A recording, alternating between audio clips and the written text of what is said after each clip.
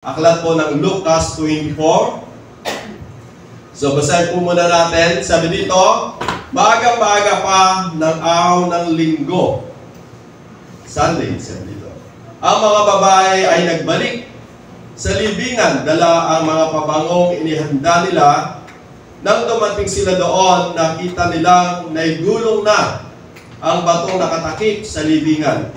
Ngunit nang pumasok sila, wala na roon ang bangkay ng Panginoong Jesus. Samantalang nagtataka sila kung ano ang nangyari, biglang lumitaw sa tabi nila ang dalawang lalaking nakasisilaw ang damit. Dahil sa matinding takot, sila'y nagpatira pa. Tinanong sila ng mga lalaki, bakit ninyong hinahanap ang buhay sa lugar ng mga patay? Wala siya rito. Siya'y muling nabuhay. Alalahanin ninyo ang sinabi niya sa inyo noong nasa Galilea pa siya. Ang anak ng tao ay kailangang ipagkalulo sa mga makasalanan at ipako sa krus. At sa ikatlong araw ay muling mabuhay. Okay. Dumadapis ka din. Kaya umuwi siya. Saan na ba tayo? Naalala nga ng mga babae ang mga sinabi ni Jesus noong una. Kaya umuwi sila at isinaysay nila sa 11 at sa iba pang nilang kasamahan ang buong pangyayari. Ang mga babaeng ito ay sina Maria Magdalena, Juana at Maria na ina ni Santiago. Sila at ang iba pang mga babaeng kasama nila ang nagbalita sa mga apostol. Akala ng mga apostol ay kahibangan lamang ang kanilang sinasabi, kaya ayaw nilang paniwalaan ang mga kababaihan. Ngunit tumayo si Pedro at patakbong nagpunta sa libingan, yumuko siya. At pagtingin sa loob ay wala siyang nakita kundi ang telang lino na ipinambalot kay Jesus. Kaya umuwi siyang nagtataka sa nangyari. So napakabuti nga po ng Diyos sa pagmamahal po niya sa buhay po ng bawat isa po sa atin. At sabi nga po natin, dahil sa dakilang pagmamahal po sa atin ng Diyos, hindi po niya natiis ang buhay ng mga tao na kanyang nilalang dito sa ibabaw ng lupa. Na yung tao na kanyang nilalang ay dumating sa panahon ng kapahamakan. At hindi po sila magkamit ng kaligtasan. Kaya noong unang panahon, sabi nga dahil sa pagmamahal po sa atin ng Diyos, yung kanyang kaisa-isang anak ay isinugo niya upang yung mga tao ay magkamit ng kaligtasan, upang yung mga tao ay matubos sa kasalanan, upang yung mga tao ay magkamit ng kaligtasan at buhay na walang hanggan. Kaya ang unang puntos na gusto ko makita natin, sabi nga nung ang Panginoon Jesus ay muling nabuhay, nagkaroon po tayo ng buhay na walang hanggan. Kasi kung di po namatay si Jesus, wala pong muling pagkabuhay. Kaya ang sabi ng Bible, dito sa aklat po ng Thessalonica, sa 4:13, sabi niya dito, mga kapatid, nais naming malaman ninyo ang katotohanan tungkol sa mga namatay na upang hindi kayo magdalamhati tulad ng taong walang pag-asa. Dahil naniniwala tayong si Jesus ay namatay at muling nabuhay, naniniwala din tayong bubuhay na Diyos upang isama kay Jesus ang lahat ng mga namatay na sumampalataya sa Kanya. Ang sabi dito sa huling talata, dahil naniniwala tayong si Jesus ay namatay at muling nabuhay, naniniwala din tayong bubuhay na Diyos upang isama kay Jesus ang lahat ng mga namatay na sumampalataya sa Kanya. So sabi nga, kung paano si Jesus ay namatay at muling nabuhay, ganun din daw po yung magaganap sa bawat isang tao na natutong sumampalataya sa Kanya. Kaya dahil po tayo ay mga taong sumampalataya sa Panginoon Jesus, kung dumating man po yung salitang kamatayan ng ating buhay, bago dumating yung Panginoon, may katiyakan po tayo na tayo po ay muling bubuhayin. Amen? Amen. So yung sinabi po dito, lahat po ng mga sumampalataya sa Kanya. Subalit kapag ang tao ay hindi po siya natutong sumampalataya sa ating Panginoon Jesus, hindi po siya kabilang na magkakamit ng buhay na walang hanggan. At hindi po siya muling bubuhay, kundi ang makakamtan po niya ay yung pangalawang kamatayan. Kasi ang buhay po natin may dalawang bahagi. Sabi po ng Bible, kapag yung tao ay kumilala sa Panginoon, minsan lamang po siyang mamamatay. Subalit, dalawang beses po siya mabubuhay. Yung buhay po natin dito ngayon, at pangalawa, yung pangako ng Diyos sa atin na buhay na walang hanggan. Kapag yung tao hindi siya natutong sumampalatay sa Panginoon, minsan po siyang namatay, dalawang beses po siya mamamatay. Bakit po? Kasi sabi ng Bible, namatay po yung iyong physical na katawan. Pangalawa, makakamtan ng iyong kaluluwa, yung pangalawang kamatayan. Sabi po doon sa Book of Revelation, ibubulit sila sa dagat-dagat ang apoy at asupoy na siyang pangalawang kamatayan. Kaya napakapalad po ng tao na siya na po yung taong sumampalataya sa ating Panginoong Jesus. Amen! Dahil po tayo makasumampalataya sa Panginoong Jesus, may katiyakan po tayo. Amen! Hindi lamang po natin inaalala po yung Holy Week, taon-taon. Inaalala po ng sambayan ng Pilipino, inaalala po ng buong mundo. Subalit ang mahalaga po noon, sa iyong pag-alala, natanggap po yung biyaya kung bakit namatay si Jesus. Subalit kapag hindi mo natanggap yung biyaya ng kamatay ng ating Panginoon Jesus, taon-taon, inaalala mo na lang. Subalit hindi mo makakamtan yung pangako sa iyo ng Diyos na buhay na walang hanggan. At binanggit pa rin po yan sa aklat po ng Juan. Sabi po sa John chapter 11, verse 25. Sinabi sa kanya ni Jesus, ako ang muling pagkabuhay at ang buhay. Ang sino mang sumasampalataya sa akin kahit mamatay ay muling mabubuhay. Sabi po ng Bible, sinabi sa kanya ni Jesus, ito po yung kausap niya si Maria, nakakapatid po ni Lazaro, nung siya ay namatay, so nandun po yung kanyang pagdadalamhati. Subalit sinabi sa kanya ni Jesus, ako ang muling pagkabuhay at ang buhay. Ang sino mang sumasampalataya sa akin kahit mamatay ay muling mabubuhay. Yun po yung napakaganda. Mamatay man po tayo physically, subalit yung kaluluwa mo, yung espiritu mo, magkakamit ng buhay na walang hanggan. Yung buhay po natin dito, napakaiksi lang ngayon. Sabi ko nga dati, yung nababasa po natin sa Bible, yung mga edad ng tao napakahaba. 900. Ay, napakahaba, sabi po nila. Ngayon po, pagka 90, kahaba naman. 90 na, buhay pa. At ang gobyerno po kayo, bago ka makakuha ng 100,000, kinakailangan abutin mo muna yung 100,000. Ay, 100 taon.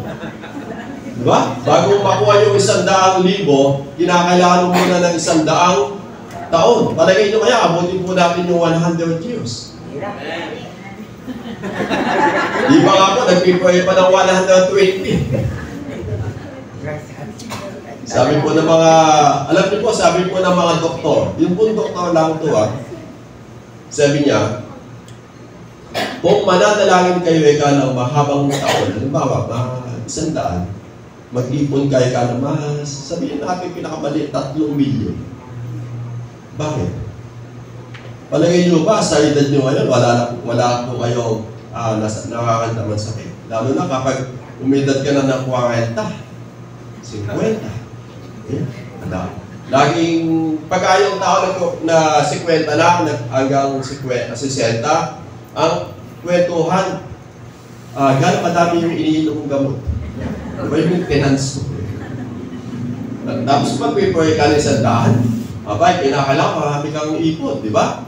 Yung po yung buhay natin dito sa ibabaw ng lupa. So, ang magandang balita po doon, pagkatapos ng kamatayan, may pangako ang Diyos na buhay na walang hanggan. Amen? Naikwento ko nga po kahapon dahil po kami ay nagsama-sama magkaka-eskwela, 16. So, nagkita-kita po kami. Ang maganda po doon, hindi po kami magkakakilala. Ilala po yung kakilala namin. Kaya yung pinaka, po namin, naglagay po ng tag sa mga, po namin dito. Ayan. Kung ano yung pangalaman, ang galing. Kasi, beyond nyo, 44 years. Magkikita kayo, palagay mo, kakilala mo pa yung ka-eskwela mo. Palagay ko hindi na, di ba? Beyond mo, 4 na taon. At nag-share po ako sa kanila, sabi ko, ang buhay po ng tao ngayon, ang average ay 70 to 80.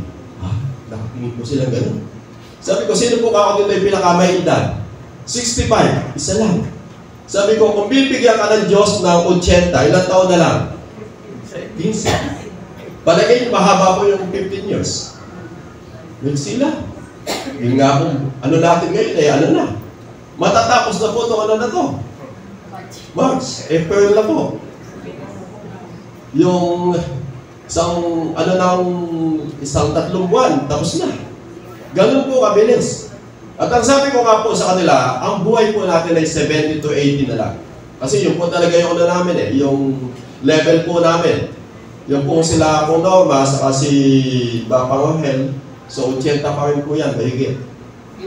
Kung lolobin ng Diyos. Diba? Yung po yung sinasabi po natin Iloma, 80 mahigit. So, kasi yung mga, nakita ko po sa pag-aaral lang, bagas ano lang po ito, sa pagtingin ko po sa buhay ng tao, yung mga magulang natin na nagkaedad, alimbawa, nag-edad yung tatay mo bago namatay ay, sabihin na po natin ng 80. Palagay nyo kayo, abutin nyo yung 80. Kasi noon, sabi po ng mga tao, wala po sila masyadong kinain pong lason. Kaya malalakas po yung katawan nila, wala po silang masyadong sakit. Ngayon, bata pa lang. Wala pang Jollibee nun. Wala pa kasing Jollibee nun. Wala pang McDonald's. Kaya po yung mga bata nun, walang diabetes. Hindi sila nagkakasakit ng mga ano-ano. Ngayon po, iba. Kaya yung buhay po ng tao, peksi po ng peksi. At saka ng Diyos, yung namatay po dito sa classmate po namin, 40 pa lang. Sabi ko, wala pa si Senta, kako 40 na yung nabawas sa atin. Kaya pala hinahanap ko ako, wala. Patay na pala. Sabi ko, kaya mapalan tayo kako, tayo po ay buhay pa. Kaya ang ginawa ko, bago ako magtapos doon sa sharing, nagpatanggap po ako sa Panginoon. Kasi po, yun po yung mahalaga. Ang sabi ng Bible, lahat po ng sumampalataya sa Panginoon Jesus, sabi niya, baga mamatay, sabi po dito, sinasabi sa kanya ni Jesus, ako ang muling pagkabuhay at ang buhay, ang sino mang sumasampalataya sa akin, kahit mamatay, ay muling mabubuhay. Yun po yung benepisyo ng muling pagkabuhay ng Panginoon Jesus. Kung paano po siya namatay at muling nabuhay, ganon din po yung magaganap sa lahat ng mga taong natutong sumampalataya sa ating Panginoong Jesus. Yun po yung positive. Yung negative. Kung hindi sumampalataya. Kumusta po yung mga mahal po natin sa buhay, mga kapatid? Ligtas na po ba sila? Sumampalataya na po ba sila sa ating Panginoon Jesus? Kung hindi pa, ipanalangin po natin sila. Amen? Na huwag dumating yung salitang kamatayan na hindi po sila sumampalataya sa ating Panginoong Jesus. Kasi yun po yung pinakamalungkot na buhay ng tao. Ikaw, masaya-masaya ka doon sa langit. Nandun ka sa buhay na walang hanggan. Tapos yung pamilya mo, nandun sa pangalawang kamatayan. Ano po yung sinabi ng Bible sa pangalawang kamatayan? Ang apoy doon ay hindi namamatay. Ang uod doon na kumakain sa kanila ay hindi patay. Ibig sabihin, buhay. Dito na lang sa lupa, pasinin po natin. Halimbawa, nakahiga ka, may langaw na dumapo sa'yo. Hindi ka mapakanin, di ba? Kung pwede nga lang, magkulambo ka, hindi ka pasukin ng langaw. Yung tao na napunta doon sa impyerno, wala po siyang choice. yung uod pumapasok sa butas ng tenga, sa butas ng ilong, sa butas ng bibig, labas-masok. Sabi po ng Isaiah, ang balik mo doon ay uod. Paano magkakamit po ng kaligayahan ng buhay po ng tao? Wala. Kaya napakahalaga na makita natin yung ginawa po ng ating Panginoong Jesus na sakripisyo. Napakatindi. Bakit po kinakailangan gawin po yan ng Panginoon kung napaka-simple lang yung aabutan ng tao doon sa impyerno? Pero dahil alam ng Panginoon yung aabutan ng kaluluwa ng tao doon sa impyerno, tiniis po niya yung lahat. Upang ikaw at ako, sa pamamagitan ng iyong pagsampalataya sa ating Panginoon Jesus, ay hindi na mapahamak, kundi magkamit ng buhay na walang hanggan. Amen! Kaya napakabuti ng Diyos sa buhay natin. Siya na po yung umako, nagsakripisyo upang yung kaligtasan ay kamtan ng buhay ng bawat isa po sa atin. Ganun po siya kahalaga. Pangalawa, yung salitang pag-asa. Alam niyo po, kapag po yung tao namatayan, nawawalan po sila ng pag-asa. Diba? Kasi lalo na yung namatay sa pamilya mo, yung tatay mo, na siya po talaga yung nagsusupply ng mga pangailangan mo, talagang bilang tao nawawalan ka ng pag-asa. Diba? O kaya yung mga may anak ka na talagang siya yung nagsusupply ng mga pangailangan mo dahil namatay siya, nawawalan ka ng pag-asa. Ganon din po sa buhay po ng mga tao nung po kasama po nila yung Panginoon. Nung namatay si Jesus, nawalan po sila ng pag-asa. Nalungkot po sila bilang tao. Subalit, ang sabi ng Bible, si Jesus ay muling nabuhay. Kung babalikan po natin yung kasaysayan sa Bible na ating binabasa, ang sabi po dyan, sa verse 5, dahil sa matinding takot, sila'y nagpatirapat. Tinanong sila ng mga lalaki, bakit ninyo hinahanap ang buhay sa mga patay? Wala siya rito, siya'y muling nabuhay. Alalahanin ninyo ang sinabi niya sa inyo noong nasa Galilea pa siya. Ang anak ng tao ay kailangang ipagkalulo sa mga makasalanan at ipako sa krus, at sa ikatlong araw ay muling mabubuhay. So sabi nga, bilang mga tao, sila po ay nagulumihanan. Subalit nung sinabi po sa kanila ng mga anghel na siya po ay kinakailangang, sabi dito, ipagkalulo sa mga makasalanan at ipako sa krus, at sa ikatlong araw ay muling mabubuhay. Dito po sa ating kapanahunan ngayon, sa mga taong namatay, wala pa pong muling nabuhay, maliban lamang sa ating Panginoong Jesus. Kahit po yung pinakamatalinong tao, pinakamayamang tao, o sabi nga, kinikilala po nilang naglingkod o namuhay sa Diyos, hindi po sila muling nabuhay pa. Ang muling nabuhay pa lang, walang iba, kundi po yung ating Panginoong Jesus. Upang patunayan niya na may muling pagkabuhay. At ang dulot nga po niyan, isa sa mga benepisyo niyan, yung binigyan tayo ng pag-asa. Ang sabi po din sa Colossians chapter 1 verse 23, subalit kailangan ninyong manatiling tapat at matatag ang inyong pananampalataya at huwag pabayaang mawala ang pag-asang dulot ng magandang balita na inyong narinig. Niloob ng Diyos na akong si Pablo ay maging lingkod para sa magandang balitang ito na ipangaral sa lahat ng tao sa buong daigdig.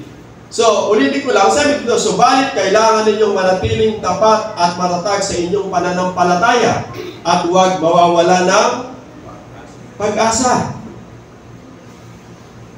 Dulot ng magandang balitang narinig ninyo. Sabi nga, yung pag-asa natin, nagagaling po sa magandang balita na napapakinggan po natin. Kaya sa bawat pakikinig po natin ng salita ng Diyos, ito po ay may timo sa ating mga puso.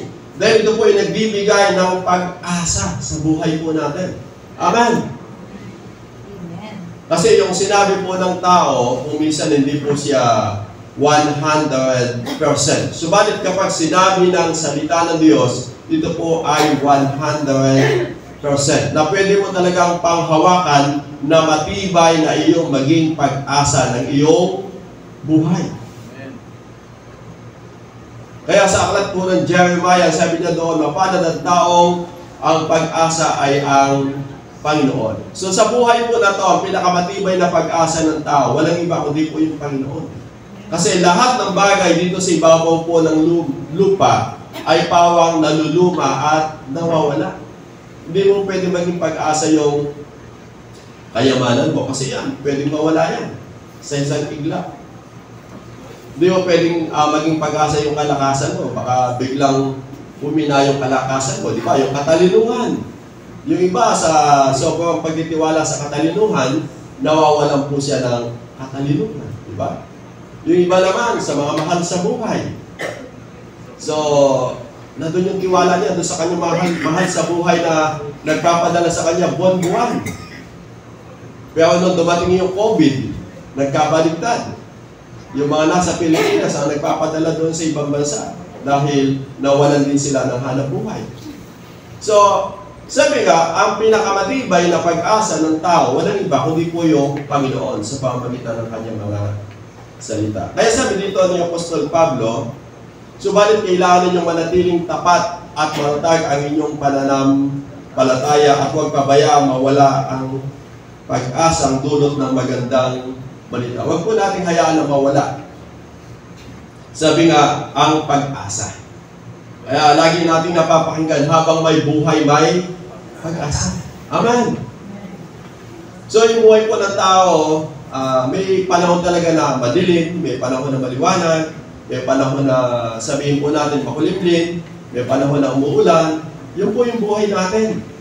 Parang sa negosyo, may panahon na malakas po yung kita, may panahon po na konti yung kita, may panahon na tumatabla, may panahon na nalulugi. Yun po yung buhay. Sa kabila ng mga bagay na yun, huwag po tayong mawawalan po ng pag-asa. Amen! Amen. Sabihin mo nga sa iyong katalig, kapatid, huwag kang mawawalan ng pag-asa. Kasi kasama po natin ang Panginoon. Sabi niya dito sa Thessalonica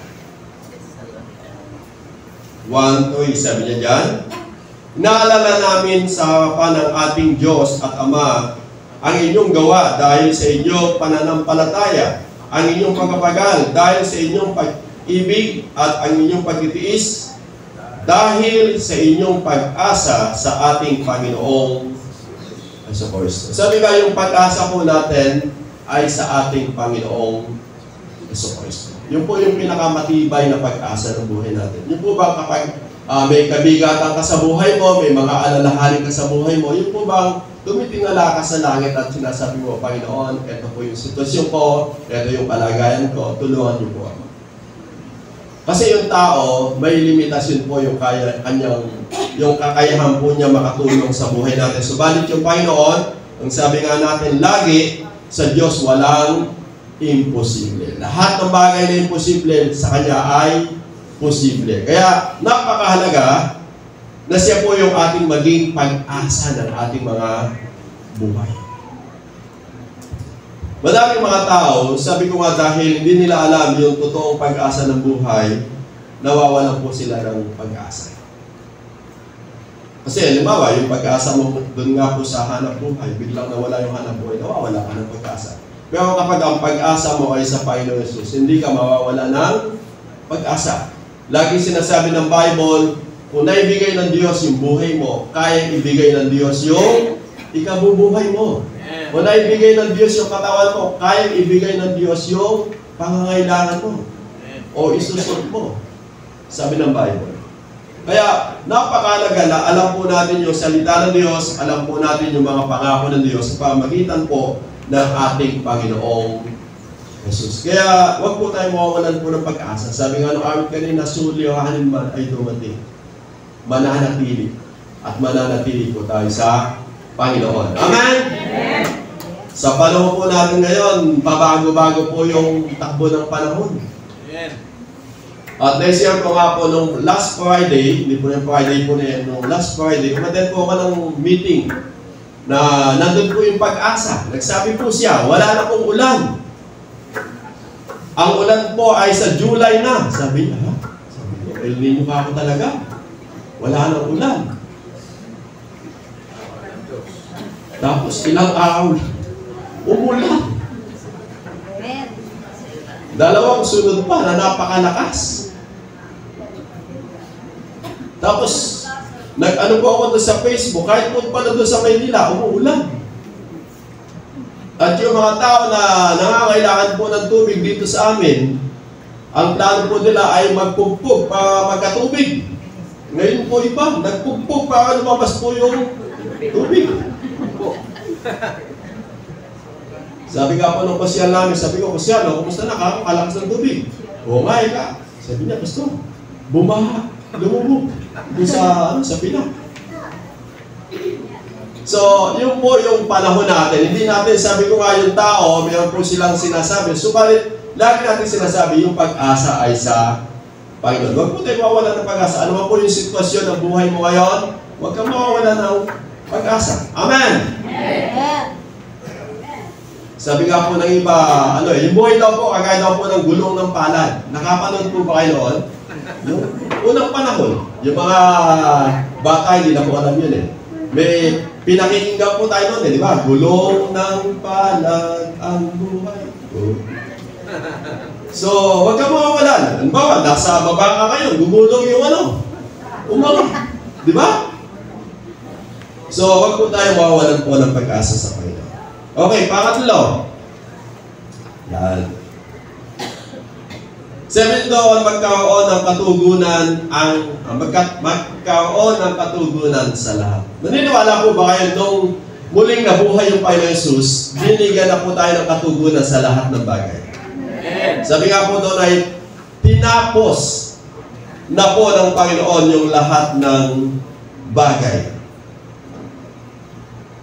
Ang sabi dito sa Philippians chapter 2:10, sabi na dito, sa gayon, sa pangalan ni Jesus, ay luluhod at pagpupuri ang lahat ng nasa langit, nasa lupa, nasa ilalim ng lupa, at ang lahat ay magpapahayag na si Jesus, na si Jesucristo ay Panginoon, sa Diyos Ama. Ang sabi dito ng Bible, sa gayon, sa pangalan ni Jesus ay luluhod at magpupuri ang lahat ng nasa langit at nasa lupa at nasa ilalim ng lupa. Nung muling nabuhay yung ating Panginoon Jesus, pinagtagumpayan na po niya yung lahat ng bagay. Amen! Kaya kung tayo po ay mananalangin sa pangalan ng ating Panginoong Jesus, sabi nga, makakamit po natin yung katagumpayan sa lahat ng bagay sa ating po mga buhay. Yung pangalang Jesus ay napaka-makapangyarihan. Sabi nga, ito po ay kinikilala, sabi nga, sa langit, sa lupa, at sa ilalim po ng lupa. Kaya, sabi nga, nung nagtagumpay si Jesus, napasuko po niya yung lahat. At lahat po ay napagtagumpayan ng ating Panginoong Jesus. At dahil po tayo mga mananampalataya ng Diyos, kabilang po tayo sa mga mananagumpay. At habang tayo po ay, habang ginagamit po natin yung pangalan po ng ating Panginoon Jesus, nandyan po yung pagbibigay ng katugunan at katagumpayan ng Panginoon sa ating po mga buhay. Kaya kung titingnan po natin yung kasaysayan po ng Bible, yung mga alagad na nauna po sa atin, talagang nandun po yung kanilang kagalakan, nandun po yung kanilang katuwaan, nandun po sila na pinagtatagumpay ng ating Panginoon at tinutugon sa lahat po ng kanilang mga pangailangan dahil sila po ay nananampalataya at nananalangin sa pangalan po ng ating Panginoong Jesus. Amen? Amen. Kaya yung muling pagkabuhay ng Panginoon, simbolo po ito ng tagumpay, katugunan ng lahat ng bagay. Kaya sabi po doon sa awit, dahil sa iyong ginawa, ako'y malaya na. Amen. Amen. Binuksan mo na yung daan patungo doon sa Ama. Malayang-malaya ka ng mananalangin, malayang-malaya ka ng tumunin ng Diyos yung lahat ng ating mga kahilingan. Kaya tayo ng mga mananampalataya, nandun po yung katugunan ng Diyos sa lahat ng bagay sa ating po mga buhay. Pwede po natin talagang sabihin na, Diyos, salamat dahil sa iyo, walang bagay na mahirap. Diyos, sa iyo, salamat dahil walang bagay na imposible. Amen. Dahil tayo po ay kasama sa parada po ng tagumpay na pinagtagumpayan ng ating Panginoong Jesus. Kumbaga sa siya po yung naghirap, tayo po yung tumanggap ng biyaya. Lagi po na isasample si Manny Pacquiao. Sabi po ng mga kwento, si Manny Pacquiao daw po yung nabugbog, nakipag-boxing. Pero ang nakinabang ay si Jinky. Kasi nasasabihin lang ni Jinky, Pacquiao, yung panalo. So, bigay lang, di ba? Kasi siya yung manager. Bago ba gano'n, si Jesus yung nabugbog, siya po yung hinampa, siya po yung ipinako. Subalit tayo po lahat yung nakinabang sa tinapos na gawa ng ating Panginoong Jesus. Tatapos na po tayo. At sinabi ni Jesus, makinig kayo, darating na ako, dala ko na ang gantimpalang ibibigay sa bawat isa ayon sa kanyang ginawa. Ako ang Alpha at ang Omega, ang una at ang huli, ang simula at ang wakas. Sabi po ni Jesus, siya po yung katugunan po ng lahat ng bagay. At sa kanyang pagbabalik, ang sabi ng Panginoon, dala ko ang gantimpalang ibibigay sa bawat isa ayon sa kanyang ginawa. Kaya sa buhay po natin, habang po tayo naghihintay sa Panginoon, magpatuloy po tayo sa paglilingkod sa Panginoon. Amen? Yeah. Ibigay po natin yung the best na paglilingkod sa Panginoon. Dahil sabi niya, pagdating ng panahon, ibibigay sa bawat isa ayon sa kanyang ginawa. Yung gantimpala, yung pong reward sa buhay po ng bawat isa po sa atin. Dahil sabi niya, ako ang Alpha at ang Omega, ang una at ang huli, ang simula at ang wakas. So, isa na lamang po yung hinihintay natin, yung muling pagbabalik ng ating Panginoong Jesus. Siya na po ay muling nabuhay, at ang sabi ng Bible, siya po ay muling babalik pagdating ng wakas ng panahon upang yung lahat ng sumampalataya, una, na namatay ay buhay po niya, at makasama doon sa langit na bayan. Pangalawa, yung mga buhay pa na inabutan niya, sabi nga, aangat doon sa alapaap upang makasama yung Panginoon magpakailan-kailan paman. Amen!